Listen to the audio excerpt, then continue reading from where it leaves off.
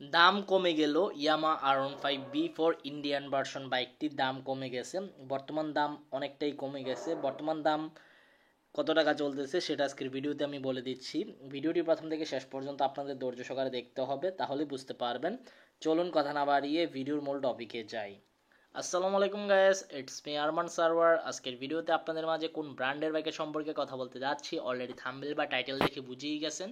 Indian R15B4, তারপর হচ্ছে R15M, এই বাইকগুলো কিন্তু বাংলাদেশের বাজারে ব্যাপক পরিমাণের সেল হচ্ছে।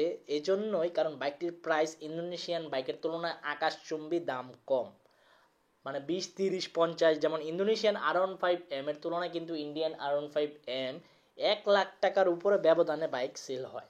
আর ইন্ডিয়ান B4 এর সাথে ইন্দোনেশিয়ান B4 এর 50,000 টাকা ব্যবধান। এই জন্য মানুষ 50,000 টাকা ব্যবধান থাকে বিদায়ী মানুষ এখন ইন্ডিয়ান বাইকই বেশি ক্রয় করতেছে। এখন মানুষের কাছে 50,000 টাকা কিন্তু অনেক বেশি মনে হয়, কারণ তার বাইকটি ক্রয় করার পর বাইকের পেপারসের টাকা আছে, ইভেন আপনার মডিফিকেশনে কিছু ইনস্টল করতে হয়, এর কিছু টাকা খরচ করতে হয়, তো কস্টিং আছে। সব মিলিয়ে মানুষ এখন চিন্তা ভাবনা করেই বাইক ক্রয় করে। তো এই ছিল এই বাইকটি সম্পর্কে আপনার প্রাইসটা আমি আপনাদের বলে দিচ্ছি। 5,50,000 টাকা আস্কিং প্রাইস। আবারও রিপিট করে দিচ্ছি, 5,50,000 টাকা আস্কিং প্রাইস বলতেছে।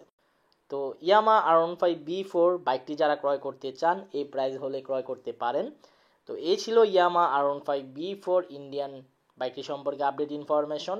আই হোপ আজকের ভিডিওটি আপনাদের ভালো লাগছে। যদি আজকের ভিডিওটি ভালো লেগে থাকে তাহলে অবশ্যই লাইক বাটনে একটি লাইক দিয়ে দিবেন। দেখা হবে ইনশাল্লাহ পরবর্তী ভিডিওতে, এবং আল্লাহ হাফেজ।